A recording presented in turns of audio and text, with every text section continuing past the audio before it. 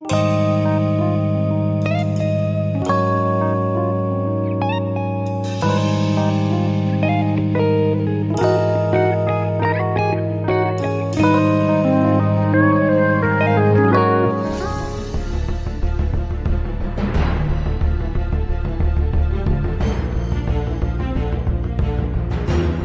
adalah episode ketiga.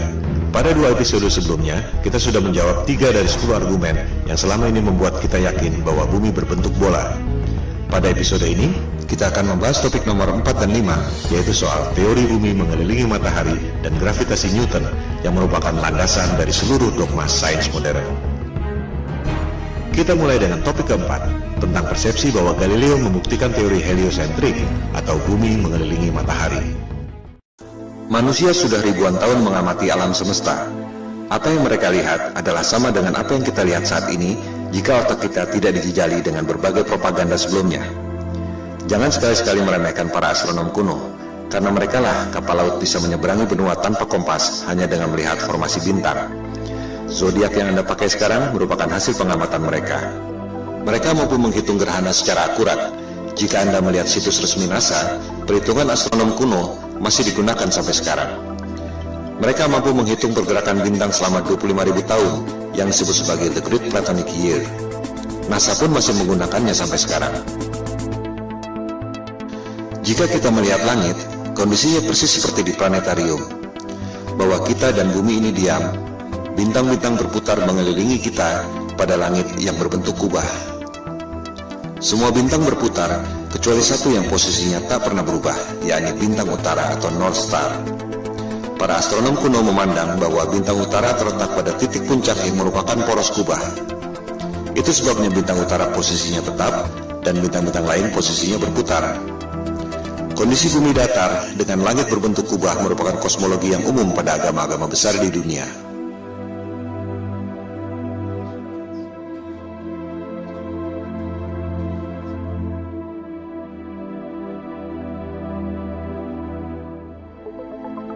Yang tak banyak diketahui orang adalah peta standar dunia sebelum berdirinya NASA tahun 1958 adalah peta bumi datar. Silakan Anda buka situs Boston Public Library. Anda akan menemukan peta seperti ini. Judulnya, Peta Standar Dunia yang Baru. Ciri-ciri peta bumi datar ialah pusat lingkaran adalah kutub utara. Oleh sebab itulah jarum kompas selalu menunjuk arah utara, yaitu ke pusat lingkaran bumi. Posisinya persis di bawah bintang utara tempat semua bintang berputar, seperti yang telah dijelaskan tadi. Pulau-pulau dan benua-benua tersebar mengelilingi pusat lingkaran, yakni kutub utara. Sehingga, jika kita terbang dari barat ke timur, akan kembali ke tempat semula di barat, sesuai arah jarum kompas yang selalu menunjuk arah utara, yakni pusat lingkaran bumi.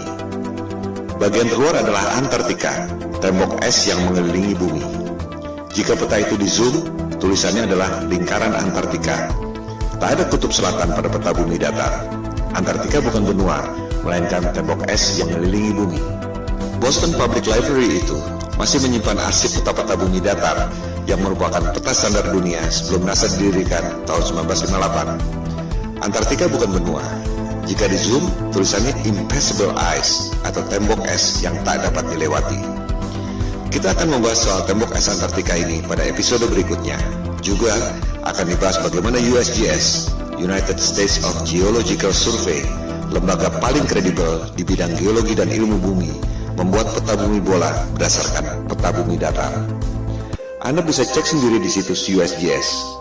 Pembuatan peta bumi datar menjadi bumi bola disebut azimuthal equidistant dengan menggunakan rumus matematika yang dibuat oleh Al-Biruni, cendekiawan Muslim 1000 tahun lalu. USGS menerangkan bahwa peta bumi datar merupakan dasar yang akurat untuk membuat peta atlas nasional Amerika Serikat untuk mengukur jarak penerbangan dan menentukan arah antena. Bahkan, disebut pula bahwa peta bumi datar merupakan dasar pembuatan logo PBB tahun 1945. Inilah realitas peta dunia sebelum dibentuknya NASA tahun 1958. Silakan Anda perhatikan logo PBB. Kutub utara adanya di tengah lingkaran. Benua-benua mengelilingi pusat lingkaran. Tak ada kutub selatan alias Antartika di logo PBB. Yang ada ialah tembok es yang mengelilingi bumi datar. Anda pun bisa cek sendiri video resmi yang diterbitkan oleh Gedung Putih Amerika Serikat. Terlihat di situ ruang rahasia Presiden Kennedy yang menjabat sampai tahun 1963 menggunakan peta bumi datar di ruang kerja rahasianya. Kita akan membahas hal ini pada episode 4 setelah episode 3 ini. Kembali pada kosmologi bumi datar. Teori bumi pusat alam semesta ini disebut geosentrik, menjadi bagian dari sains sejak dipaparkan oleh ilmuwan Yunani kuno Ptolemy. Ia menghitung dengan rumus matematika secara cermat tentang pergerakan benda-benda langit mengelilingi bumi. Perhitungan Ptolemy sangat akurat, sampai sekarang masih sering dibuatkan model komputernya. Hasil pergerakan planet-planet mengelilingi bumi menghasilkan pola yang disebut geometri suci atau sacred geometry, the golden ratio. Ketika itu, manusia menempatkan scientia atau pengetahuan di bawah sapientia, divine wisdom. Demikian halnya dengan penerus Ptolemy, yakni cendekiawan Muslim Ibnu Sina. Ia mengemukakan tesis tentang langit ketujuh dan seterusnya sebagai lapisan kubah celestial atau kubah bumi itu. Dari pola pergerakan benda-benda langit seperti itu, kita tentu berpikir bahwa pasti ada kecerdasan ilahiyah, Tuhan yang Maha Kuasa, yang membuat ini semua. Bahwa ruh dan kecerdasan kita berasal dari atas, yaitu kecerdasan transendental. Hal itu yang tak diinginkan oleh sains modern yang mempropagandakan bahwa alam semesta terjadi secara acak atau random. Kecelakaan kosmik dalam galaksi mati yang tak bertuhan, di mana kecerdasan Anda berasal dari bawah, yaitu evolusi dari submolekul. Teori bumi mengelilingi matahari juga sudah ada sejak 2500 tahun lalu. Teori ini dikemukakan oleh penyembah dewa matahari, Martianus Capella. Sains barat menganggap teori bumi mengelilingi matahari dikemukakan oleh Copernicus dilanjutkan oleh Galileo. Padahal Copernicus dalam bukunya mengatakan bahwa ia sangat dipengaruhi oleh Martianus Capella, tokoh pagan alias musyrik penyembah dewa matahari yang hidup 2000 tahun sebelumnya. Kebanyakan orang berpikir bahwa Galileo membuktikan teori bumi mengelilingi matahari. Seolah Galileo dihukum oleh otoritas agama karena mengatakan kebenaran, bahwa agama adalah buruk, saintis adalah pahlawan. Padahal yang terjadi justru sebaliknya. Silakan Anda cek buku The Genesis of Science yang sudah dirangkum pada Wikipedia. Otoritas agama memberi kesempatan pada Galileo untuk membuktikan teorinya. Justru Galileo yang gagal membuktikannya. Pembuktian saintifik yang gagal dilakukan oleh Galileo ini disebut stellar parallax, yang masih dilakukan orang sampai sekarang. Sederhananya seperti ini. Jika Anda berdiri di posisi A, melihat pucuk pohon C, akan terlihat bahwa pucuk pohon C itu seolah berada di depan tebing X. Jika Anda berdiri di posisi B, melihat pucuk pohon yang sama, akan terlihat bahwa pucuk pohon C itu seolah berada di depan tebing Y. Padahal sebenarnya pohon dan tebingnya tidak berubah. Yang berubah adalah posisi dan sudut pandang Anda. Analogi sederhana itu diterapkan pada sudut pandang kita lewat teleskop jika betul bumi berputar mengelilingi matahari dalam 12 bulan. Ketika bumi berada di posisi A, katakan pada bulan Januari, kita melalui teleskop akan melihat bintang C, posisinya ada di depan rasi bintang X. Setengah tahun kemudian, misalnya pada bulan Juli, kita melalui teleskop akan melihat bintang C, posisinya ada di depan rasi bintang Y. Sederhana bukan? Pengujian stellar parallax ini yang dilakukan oleh Galileo dengan menggunakan teleskop. Hasilnya gagal. Rasi bintang tidak berubah. Artinya, buminya diam, tidak berputar mengelilingi matahari. Hal ini yang tidak diajarkan di sekolah. Seolah-olah Galileo dihukum karena menyampaikan kebenaran. Padahal ia gagal membuktikan teorinya. Galileo marah dan menyerang Paus Urban VIII lewat buku Dialogue Concerning the Two Chief World Systems. Jadi, sebenarnya ia dihukum karena pemberontakan politik, bukan karena sains. Disinilah kebohongan sains modern dimulai. Teori bumi mengelilingi matahari diajarkan di sekolah-sekolah Eropa sejak abad ke-16, meski sebenarnya belum terbukti. Bahkan ketika itu belum ada teori gravitasi. Ini merupakan konsekuensi politik Eropa abad pencerahan yang ingin lepas dari otoritas agama. Percobaan stellar parallax ini terus dilakukan sampai berabad-abad kemudian. Terakhir dilakukan oleh NASA dan Harvard University. Silakan Anda cek, hasilnya ada di perpustakaan Harvard University. Seiring dengan kemajuan teleskop, dilaporkan bahwa terlihat posisi bintang memang berubah. Masalahnya, yang separuh bergerak ke kiri, yang separuh lagi bergerak ke kanan. Fenomena ini disebut negative parallax. Artinya apa? Artinya tak mungkin bumi mengelilingi matahari jika bintangnya bergerak berlawanan arah. Artinya, buminya diam, posisi bintang-bintangnya yang berubah. Separuh ke kiri, separuh ke kanan. Ini hanya mungkin terjadi jika kubah celestialnya, alias langitnya, ada berlapis. Seperti yang dikemukakan oleh Ibnu Sina tadi. Kesimpulannya, persepsi bahwa Galileo membuktikan teori bumi mengelilingi matahari adalah salah besar. Pertama, Galileo gagal membuktikan teorinya, di mana rasi bintang atau stellar parallax tidak berubah. Kedua, sampai zaman modern pun, NASA dan Harvard University tak berhasil membuktikan stellar parallax. Yang ada justru negatif parallax, separuh rasi ke kiri, separuh rasi ke kanan. Dengan demikian, terbukti bahwa teori bumi mengelilingi matahari yang dikemukakan oleh Copernicus dan Galileo yang diajarkan di sekolah-sekolah seluruh dunia dan merupakan indoktrinasi ke otak kita semua adalah kebohongan sains modern.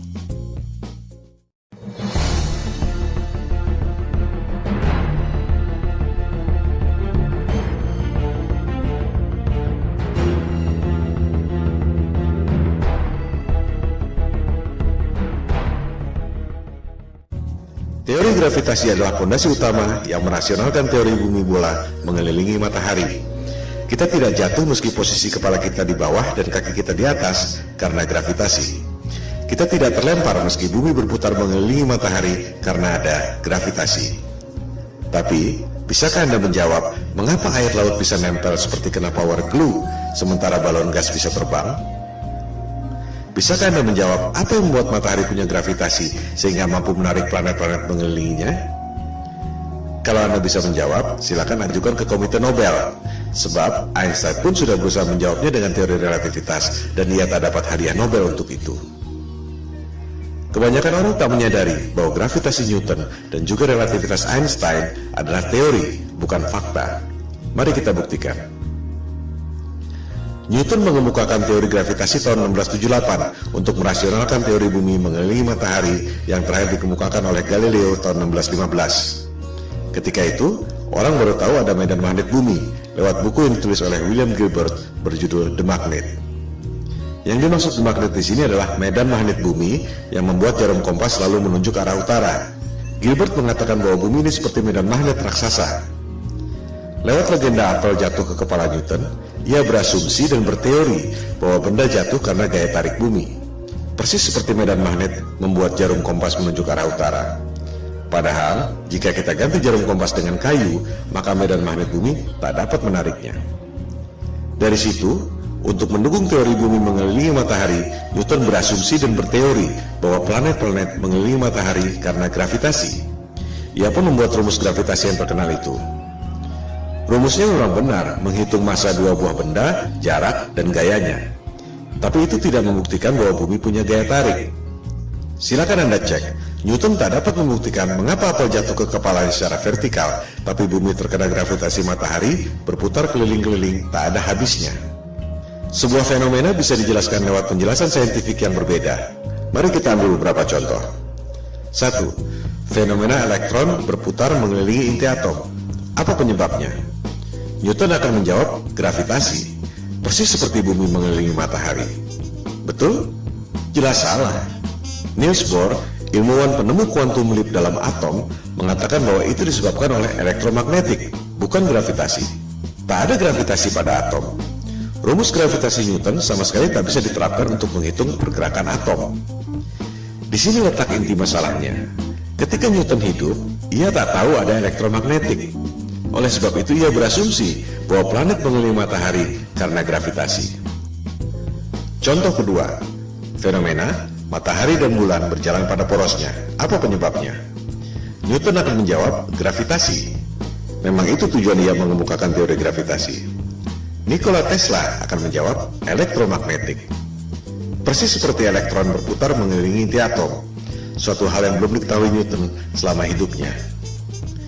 Tesla dapat menciptakan semua temuan-temuan yang dahsyat itu yang telah dipaparkan pada episode sebelumnya karena menganggap bumi ini bukan planet yang mengelilingi matahari. Bumi adalah pusat alam semesta yang memiliki energi dahsyat, termasuk menggerakkan matahari, bulan, dan bintang-bintang pada kubah celestial. Ia pun mengatakan matahari dan bulan digerakkan secara wireless oleh medan elektromagnetik yang ada di ether. Lebih jauh lagi, ia mengatakan bahwa kubah bumi atau kubah celestial itu terangkat karena medan elektromagnetik. The only force you need to counter is the electromagnetic force, not gravity. Kata-katanya adalah the only force. Bahasa terangnya, gravitasi adalah ilusi. Tesla pun mengatakan bahwa bintang-bintang menempel pada kubah celestial atau the firmament, bahasa Alkitab Taurat, terjemahan King James. Contoh kasus ketiga, fenomena besi tenggelam dan gabus terapung di air. Apa penyebabnya? Newton akan menjawab gravitasi. Besi tenggelam karena ditarik oleh gaya tarik bumi. Archimedes akan menjawab berat jenis. Besi tenggelam karena berat jenisnya lebih besar dari berat jenis mediumnya, yaitu air. Gabus terapung karena berat jenisnya lebih kecil dari berat jenis mediumnya, yaitu air. Kita lihat, sebuah fenomena bisa dijelaskan dengan paradigma sains yang berbeda. Contoh kasus keempat, fenomena balon helium terbang di udara. Newton dengan paradigma gravitasinya mungkin terpaksa menjawab anti-gravity. Archimedes akan menjawab dengan hal yang sama, berat jenis. Balon helium terbang karena berat jenisnya lebih kecil dari berat jenis mediumnya, yaitu udara. As simple as that. Coba kita simak baik-baik foto ini. Air laut bisa nempel tanpa ada setetes pun yang tumpah. Sementara, kalau kita goyangkan gelas ke atas, air pasti muncrat ke atas sebelum jatuh ke bawah. Padahal, tenaga kita tidak sebesar tenaga samudra. Karena sudah diindoktrinasi sejak kecil dan menganggap bumi bola adalah fakta, kebanyakan orang akan mengatakan bahwa air laut tidak tumpah dan kita tidak merasa bahwa kaki kita ada di atas karena ada atmosfer yang terkena gravitasi. Contohnya adalah gambar ini. Betul? Salah. Itu adalah gambar imajiner tentang medan magnet bumi. Banyak orang mengira gravitasi adalah medan magnet bumi, padahal bukan. Seperti dilihat pada gambar itu, ada jarum kompasnya. Artinya, itu adalah medan magnet bumi yang membuat kompas menunjuk arah utara, bukan gravitasi yang mampu menarik orang ataupun gajah. Gambar tentang gravitasi adalah seperti ini. Di situ tulisannya, gravitasi membuat semua yang ada di bumi ini stabil. Apakah itu gambar ilmiah? Jelas bukan. Kita juga bisa membuat gambar bumi berbentuk kotak, atau bisa juga kita bikin bumi berbentuk trapesium dengan klaim yang sama. Itu semua adalah gambar imajiner. Coba kita perhatikan gambar ilustrasi gravitasi bumi itu. Apa yang janggal? Kita bandingkan dengan gambar medan magnetik bumi sebelumnya. Di gambar kanan itu, kita lihat ada kutub positif, ada kutub negatif. Ada gaya tarik, dan ada gaya tolak. Sama seperti gambar besi magnet. Ada gaya tarik, ada gaya tolak. Ini adalah hukum kekekalan energi. Energi tak dapat diciptakan dan tak dapat dimusnahkan. Hanya bisa berubah bentuk. Contohnya, orang niup balon. Jika balonnya mengembang, pasti paru-paru yang niup itu mengempis. Tak mungkin ada balon mengembang terus jika tak ada energi lain yang mengempis. Inilah hukum kekekalan energi. Nah, itu teori gravitasi, ada gaya tarik bumi, tapi tak ada gaya tolak. Di mana logikanya? Ini bertentangan dengan hukum kekekalan energi. Sekali lagi, gambar-gambar pendidikan yang canggih-canggih itu adalah gambar imajiner. Tergantung asumsi orang yang membuatnya, bukan berarti bahwa itu fakta. Newton tak dapat menjelaskan mengapa bumi bisa punya gaya tarik. Yang bisa menjawab itu adalah Einstein tahun 1905. Dia bilang, gravitasi terjadi karena massa yang besar seperti bulan, bumi, matahari membuat ruang dan waktu melengkung. Wow, sungguh ide yang brilian yang tak terpikirkan dalam imajinasi saintis manapun di dunia. Itu yang membuat Einstein seorang jenius yang lain dari yang lain. Sebuah teori yang sangat indah. Pertanyaannya, apakah teori itu betul? Itu cuma teori yang ada dalam tulisan dan gambar, tak pernah ada di alam nyata. Contohnya ini, orang mencoba menjelaskan teori relativitas Einstein, bagaimana ruang dan waktu melengkung, menciptakan gravitasi yang membuat planet-planet mengelilingi matahari.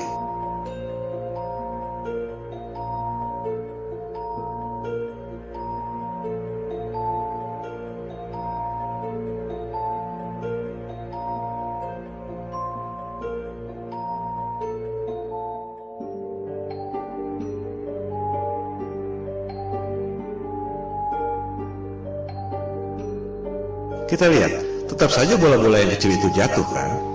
Tak mungkin ada benda berputar-putar terus selama ribuan tahun. Ini semua adalah teori ilusi, dan orang sedunia terpesona dengan pertunjukan sulap itu. I hate to say this, but there's no such thing as the force of gravity. Well, I wish I didn't know that. Sorry, say that again, Marcus. There's no such thing as the force of gravity. Well, explain that. I can explain it with some maggots. That's why it took Einstein to realise, it took a genius to realise that there is no force But all that's happening is the Earth is moving in a straight line, but of course a straight line, or the shortest distance between 2 points, in a kind of curved thing like this, is a circle. It's a circle. Sort of like using psychedelic drugs, say. Gravitasi adalah ilusi, yang nyata adalah elektromagnetik dan berat jenis. Mari kita buktikan.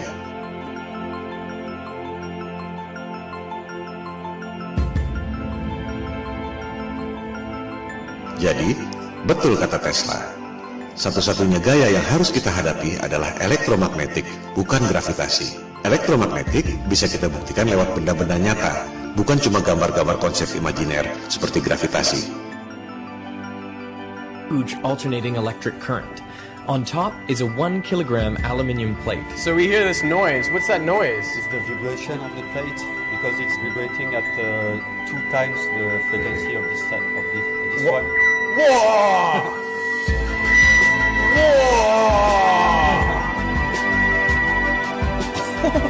How does it do that? To find out, I've come to the place where it all started, the Royal Institution in London. Ini semua bermula dari abad pencerahan Eropa, di mana kelompok Freemason atau penyembah iblis yang kebanyakan adalah para intelektual, raja-raja, bangsawan, dan aristokrat ingin menggantikan peran agama dan ketuhanan untuk menguasai umat manusia di dunia. Mereka tidak melakukannya dengan tentara seperti Genghis Khan atau Alexander yang Agung. Kaum Freemason melakukannya lewat intelektual, propaganda, dan mind control. Bermula dari teori bumi mengelilingi matahari. Supaya kelihatan masuk akal, dibuatlah teori gravitasi. Padahal benda jatuh ke bumi karena berat jenis, dan benda bisa berputar-putar dalam orbit karena elektromagnetik. Untuk membuktikan bahwa gravitasi itu nyata, Einstein membuat teori relativitas. Ruang dan waktu melengkung dan membuat gravitasi. Padahal, kalau konsep itu dibuktikan lewat benda, terbukti bahwa benda-benda yang kecil-kecil itu pasti jatuh juga ke benda yang besar. Supaya kelihatan rasional, dibuatlah asumsi baru. Ada kekuatan maha dahsyat yang membuat benda itu berputar-putar, yaitu Big Bang. Apakah Big Bang itu fakta? Jelas bukan. Itu adalah teori. Bahkan di kalangan mereka sendiri pun, Einstein misalnya, tak percaya dengan Big Bang. Ia berpikir bahwa alam semesta ini steady state, tak ada awal, tak ada akhir. Big Bang dan gravitasi adalah Tuhan palsu sains modern. Semua pertanyaan yang tak terjawab dilemparkan pada dua hal itu. Media-media dan dunia pendidikan mempropagandakan teori Big Bang seolah fakta, lengkap dengan gambar-gambar canggih yang sebenarnya cuma imajiner. Berikut usia alam semesta 14 miliar tahun yang sebenarnya cuma perhitungan matematika berdasarkan asumsi. Oleh sebab itulah Tesla mengatakan, para saintis ini hanya menghitung matematika dari rumus ke rumus, dan akhirnya menciptakan struktur yang tak ada hubungannya dengan realitas. Model alam semesta berdasarkan asumsi matematika itu, jika asumsi dasarnya salah, maka semuanya runtuh. Gravitasi adalah ilusi, yang nyata ialah elektromagnetik dan berat jenis. Oleh sebab itulah, Goethe, intelektual terkenal dari Jerman, mengatakan bahwa gravitasi Newton itu adalah mistisisme sains. Newton menipu diri sendiri. Saya mengutuknya. Itu adalah kosmologi orang gila, kata Goethe. Dengan demikian, kita tutup argumen kelima yang membuat kita sebelumnya yakin bahwa bumi ini berbentuk bola. Gravitasi Newton adalah teori, ilusi, konsep imajiner berupa gambar-gambar yang tak pernah bisa dibuktikan lewat benda. Gravitasi dan juga Big Bang adalah Tuhan palsu yang merupakan fondasi utama kebohongan sains modern.